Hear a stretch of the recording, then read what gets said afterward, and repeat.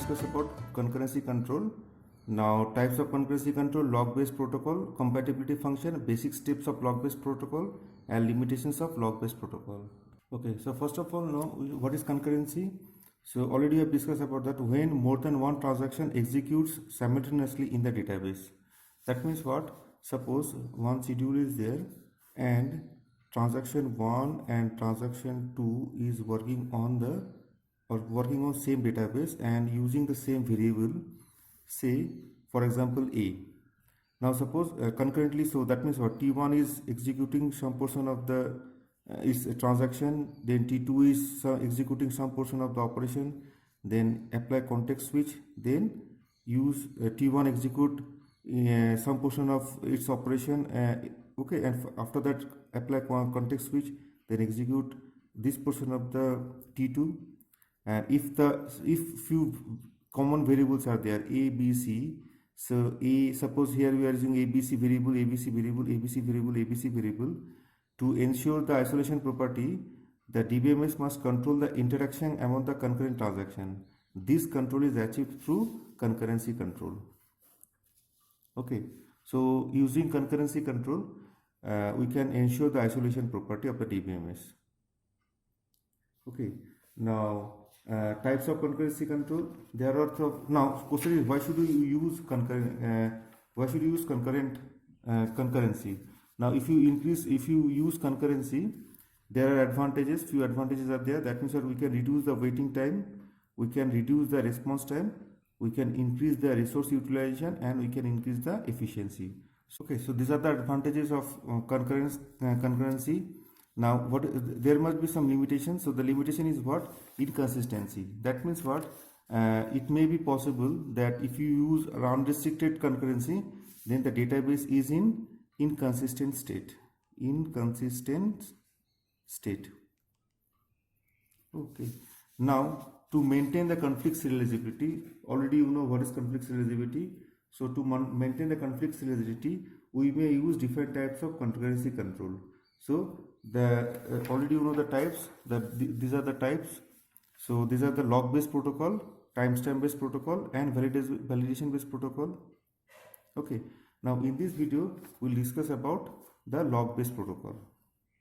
So how to implement log based protocol? Now to ensure the isolation property or to maintain the consistency of the database, we can implement the log based protocol. Now suppose the transaction T1 is using data variable, say A. Okay, now so if T1 is using any variable, no other transaction can use it. Now suppose T2 needs, say another transaction, say T2 needs that same variable A. So T2 must wait after completion of the T1. Okay, so T2 must wait after T1, and then after finishing T1 or after using A, T1 must release. So first of all, T1 acquire the lock. First of all, T1 need lock the variable A. Okay, and if T1 locks this particular variable A, no other transaction can use this particular A variable. Okay, now T2 must wait for T1. Okay, so to maintain the consistency, first of all, T1 lock the particular variable, and after using it, it unlock that particular variable. After that, T2 can use it, or after that, any other transaction can use this particular variable. Okay, now there are two types of lock. These are the shared lock and exclusive lock. There are two types of lock. Shared locked. In shared lock, we use notation like this way. Say log S and the variable name of the data item, and here exclusive log is what? Log X and the data item or variable. Okay, now in shared log, the transaction can only read the variable, and in exclusive log, the transaction can read and write the variable. Okay, now depending upon the requirement, the transaction request for the log. Okay, now if the transaction request for the shared log for variable A, for example, that means only transaction Ti must read Ti or need to read only that particular variable. Now if a transaction needs to read and write both the operation, that means the transaction asks for the exclusive block. Okay, that means are you getting this one? Say what transaction is there. Now you can see example, say schedule 1 and schedule 2. Now here in schedule 1, transaction T1 needs to read and write. Okay, now if a transaction request for lock SE variable, that means the transaction cannot write because the shared mode only for the read operation. Okay, now that means what? Here the transaction must apply for the exclusive block for read and write. Now here the transaction T2 must apply for the variable B. Okay, so T2 transaction must apply for the exclusive block for both and read and write operation, for both read and write operation on B item, data item. Now you can see here it is A variable, it is B variable. What will happen if both are the same variable? Now if it is a shared mode, so if T1 wants to read only that particular variable, that means what? You can do this one, log SA to read that particular variable. Now here T2 needs to read and write both the operation. So here T2 cannot apply the exclusive block, cannot request for the exclusive block unless and until T1 unlock the variable A. Are you getting this one? So if T1 is requesting for any variable, so T1 must apply for the lock. It may be the shared mode or it may be the exclusive mode. Okay, shared mode or exclusive mode. Now after using that particular variable, the T1 must unlock. T1 must unlock that particular variable. After that, T2 can apply for the same variable. Now T1 is using the variable A. At the time, if T1 is not really executing the unlock operation, T2 can use other variables. Say T2 can use B, C, D and so on, but cannot use A variable until T1 is executing unlock operation.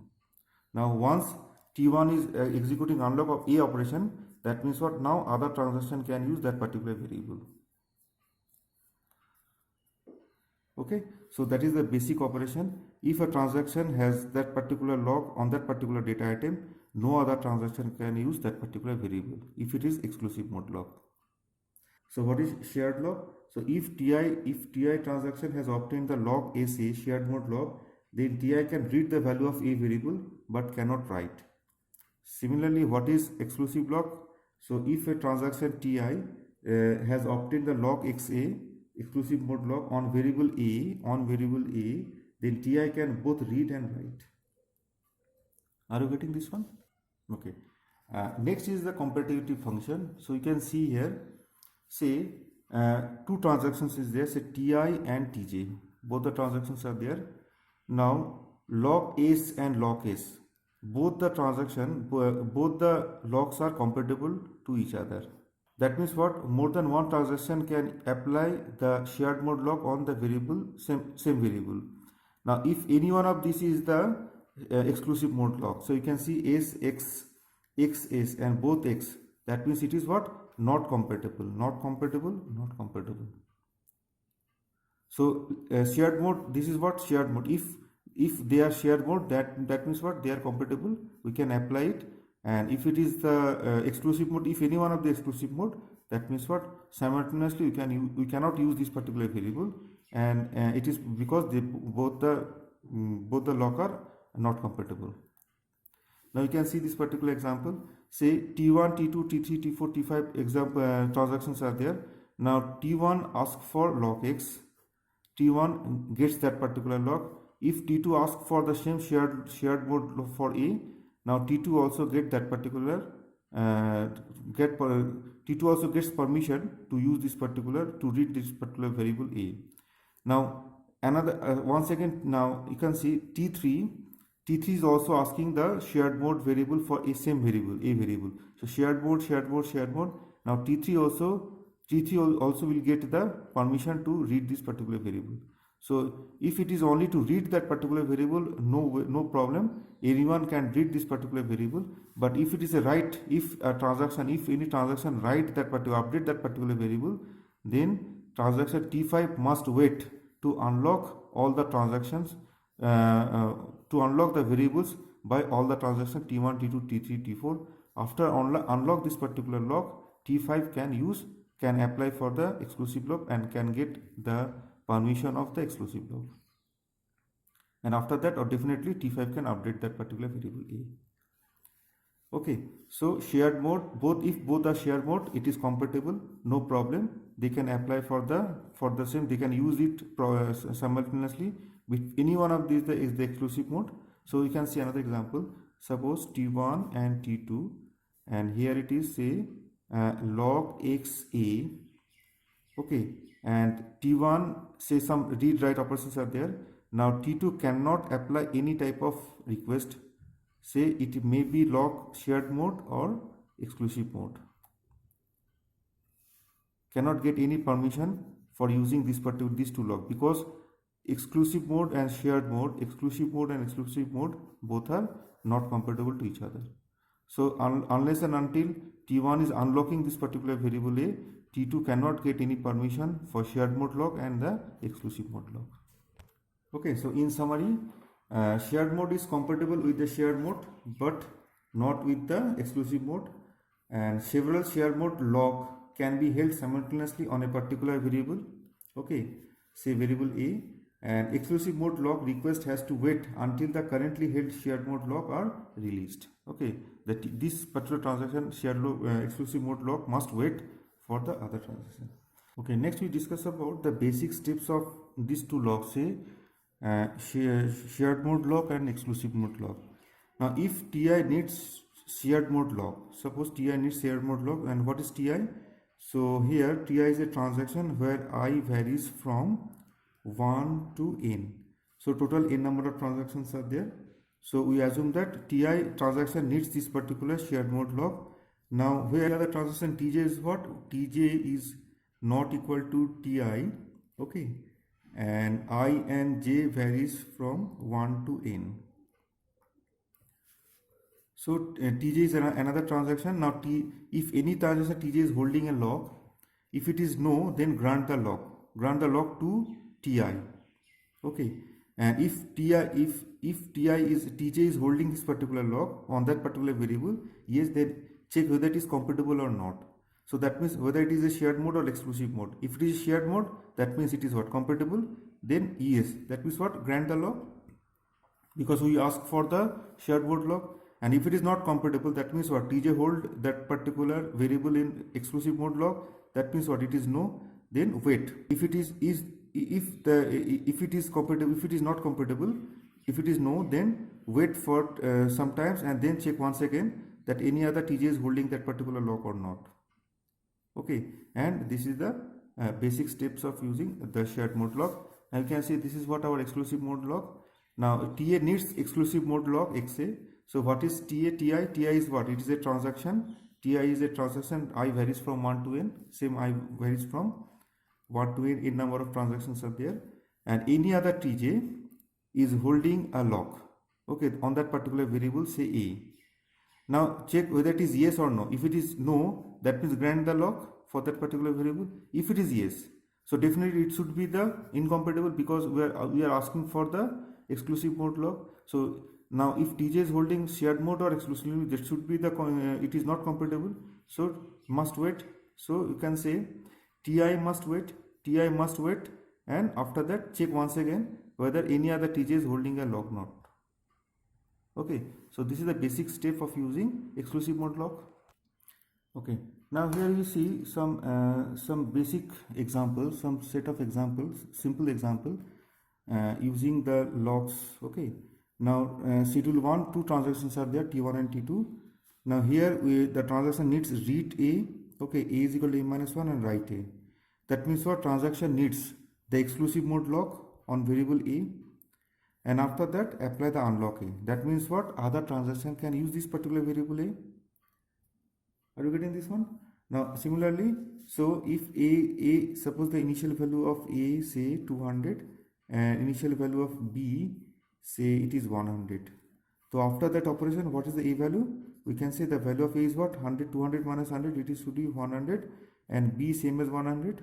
So A is equal to 100 and B is equal to 100. Now then apply here the in this particular transaction needs this particular A variable needs to update that particular A variable. That means T2 needs the exclusive mode lock on variable A, and it is granted because T1 unlock this particular variable A. So read A is equal to A minus 1, write A, unlock A. Now the present value of A is what? Here the present value of A is what? 100 minus 50. It is 100 minus 50, it is what? It is 50. And B is still it is 100. Okay. Now we can see here log xb. Now unlock x means what? Other transaction can use this particular variable A. Then the logs b, that means what? The transaction T1 needs read that particular variable, update that variable, and write that variable. That means what? Transaction T1 needs the exclusive mode lock. Okay. So what is the present value of B? Now P is equal to what? 100 plus 100. Now value of B is equal to, it is 200, and the value of A is what? Still it is 50. Are you getting this one? Then unlock B means what? Other transaction can use it. So log xp, since the T2 needs read that particular variable, update that particular variable, and write that particular variable. So definitely T2 needs the exclusive mode lock, and it is granted because T1 no other transaction can use this particular variable. So it is now the present value of A is what? It is say 50, and B is equal to what? 200 plus 50, it is 250. Are you getting? Then unlock the B and end of this particular transaction. Now it is consistent because the addition of is what? 200 plus 300, it is what? It is 300. 200 plus 100, it is 300, and it is 250 plus 50, it is 300. That means what? In this particular transaction, we need to transfer the value from A to B. First time it is 100, and second time it is 50. Now we can see another example in S2 schedule.